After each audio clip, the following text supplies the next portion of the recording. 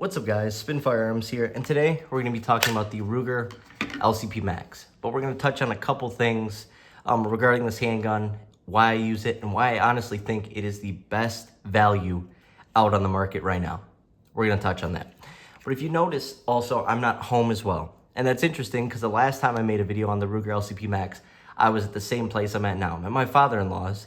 And the reason for that is, once again, celebrating my son's birthday. A month ago, he celebrated my daughter's birthday, right? And for both of those birthdays, we went out to, like a kids, jungle gym or trampoline park or whatever you want to call it, right? And the reason why I bring that up is because you can't carry a Glock 17 in these places. You can't carry a Glock 19, a P320, a CZ-P10 full size, right? It just doesn't make sense, right? But at the same time, I like to have a firearm on me everywhere I go. My wife and I are both avid carriers. Therefore, we always have something on us. For places like that, for her, it's easier because she carries around a purse. So if she doesn't have a concealed appendix, she can simply have it in her purse and have her purse zipped up and just be alert and aware of the situation. For me, it's a little different. If I'm going to be playing, entertaining, messing around with, my kids, watching them as they play, stuff like that, last thing I want is my shirt to get lifted up at one of these places and everyone freaks out. And that's my reasoning behind carrying something like this, right? Same thing with the playground. I take my kids to the playground multiple times per week. Once again, if my shirt gets lifted up and I have a full size under there and everyone sees it, chances are you're going to have an anti-firearm parent there. They're going to lose their crap and it's going to be a big scene. I don't care what they think, but I just don't want to cause that scene with my kids there, right? We're there to have fun, play, and leave, right? We want to make it home, get back without any problems. So that is where something like this comes in. And especially for the price it's being sold at, which we're going to touch on, right? Typically speaking, oh yeah, and it is cleared and safety checked, by the way, right? Typically speaking, I carry a Glock 26. Now, this is the smallest setup that I carry it in. On top of that, I carry it with an X grip or an SLR Rifle Works base plate for 15+1 when it's colder out like now. Appendix carry is how I carry it, right? In a blacksmith tactical IWB holster with a monoblock, a claw, and a wedge, right? And my nighttime carry is a Smith & Wesson Shield 1.0 Performance Center. Monoblock, claw, and a wedge once again, right? And I'm rarely ever out at night, so this setup is barely ever carried, right? Even though I do carry it sometimes during the day because I like how it shoots. You can appendix carry the LCP Max, right? And there's also a 12-round mag, which is a little harder to pocket carry it like that, but still doable. But my point is you can carry this appendix with a 12-round mag and make it a main carry. Now, I don't recommend main carry being 380 simply because in wintertime with people with jackets, Carhartts, bibs, hoodies, layers, you're going to have a little bit more trouble penetrating. And especially if someone is on a substance or having a mental health breakdown or crisis, it is going to be much harder for that 380 to do its job. Therefore, when I carry with something like this, it's always a Underwood Extreme Defender, right? This is a solid projectile. It uses fluid dispersion. Therefore, take a look at this. As it rotates, it uses fluid dispersion to make that wound channel. And on top of that, it gets better penetration through certain things. Like I said, more layers, Carhartt bibs, whatever you want to call it, right? Duck jackets, all that. So you can appendix carry it inside the waistband. Now, the word on the street and what I've heard from people is some people have gotten this handgun for $225. I've also heard, as of recent, that it was $250 on PSA. This is the Ruger 75th edition, and this is how they should have released the Ruger. So my wife has the tungsten version of this. I like my version better, to be honest, but the tungsten looks really nice. But a couple differences. One is that trigger. Trigger's a little different, plus it comes in that, color. But on top of that, you have the stainless side, similar to like a Ruger SR9C, if that makes any sense to you, or if you can, recall that handgun in your mind, right? Shiny on the sides, matte on the top. And it is a 75th anniversary edition. These tend to be cheaper, even though they have a much better finish than the original Ruger LCP Maxes. They tend to be cheaper. So like I said, $225, some people said they got theirs for. That's going to be rare. But I've heard a lot of people, many people, that's why I'm making this video now, say they got theirs for $250.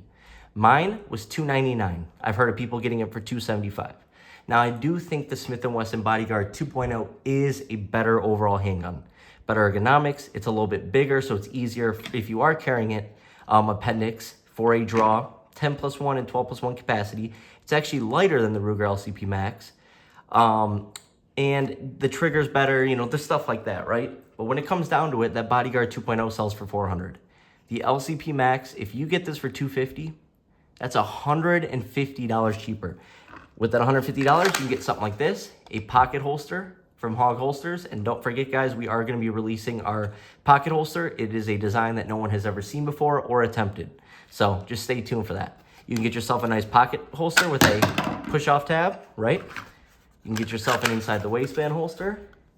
You can get yourself all sorts of stuff with that extra money instead of buying a Bodyguard. And that's the difference between the two when it comes down to price. On top of that, I really do like the stainless finish on this model. It makes a big difference. Now, everything functions on this handgun, right? It locks back well, it releases properly, mag shoots out, everything. So, in terms of function, you are not losing anything. On top of that, sights are really nice. You have a blacked out rear with a white outline tritium front sight. You can take a look at that. Like I said, blacked out textured rear, sort of like a U in shape. Actually really, really nice. Like I said, the reason why you would get something like this is not for your main carry. Even though it can be, I personally don't main carry this. I'm gonna carry the largest firearm that's still comfortable with the best capacity for the situation, right? But the LCP Max is just a handgun that can go everywhere with you. Let's compare it to the Glock 26. Both of these are 10+1 in their current setup. So we'll go like this. 10+1 of 380 on the right, 10+1 of 9 on the left. Overall length, width. I mean, it's ridiculous. Overall footprint. It makes a big, big difference carrying one over the other. Like I said, main carry, I'm going this all day for shootability, extra power, stuff like that. But sometimes when you have, you know, going to the park with your kids, going on bike rides, doing stuff such as, you know, taking them to a trampoline park, whatever the case may be, throwing it in a coat pocket, throwing it in a bag, it is much, much easier than something like this. On top of that, if you're a bike rider, if you like to, you know, hike and you're not going into a place that has bears or stuff like that, this is the way to go. A small, light pocket pistol like this for only $250. And like I said, my wife has one in tungsten. I have this one in stainless steel. And between the two, not a single problem, not a single malfunction.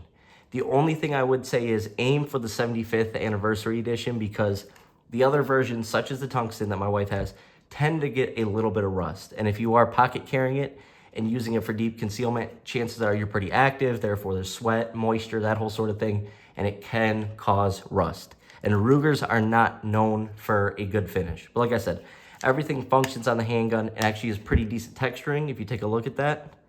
The main place you want texturing anyways is on that front strap and that back strap, which it has a really nice texturing. They could have done a little bit more here on the beaver tail and on the sides. Not the biggest deal in the world. They could have threw some texturing there to help fight recoil. And, you know, remember to keep your finger off the trigger when you're not using your handgun. And that would have been just awesome. But not every handgun or company or manufacturer can get everything right on every release. But so far, 100% reliable. I really enjoy this handgun. Even though the Bodyguard 2.0 exists, the Ruger LCP Max is still a contender, and it's still a handgun I carry till this day. On top of that, let's say your main carry is a Glock 26 or Smith & Wesson Shield Plus or whatever the case may be, get something else. If you only have one handgun, you need at least two. If your main concealed carry handgun is down for, you know, it just has a problem, or, you know, have a failure to feed out of nowhere that you're a little sketched out about, it's nice to have a second handgun while you send that handgun back for repairs or maintenance or whatever the case may be. You never know why it might be out of the fight. Therefore, it's always nice to have a backup. Therefore, the LCP Max, it's not going to break the bank. It's not going to hurt your pockets too much. You know, work a couple more hours of overtime each week.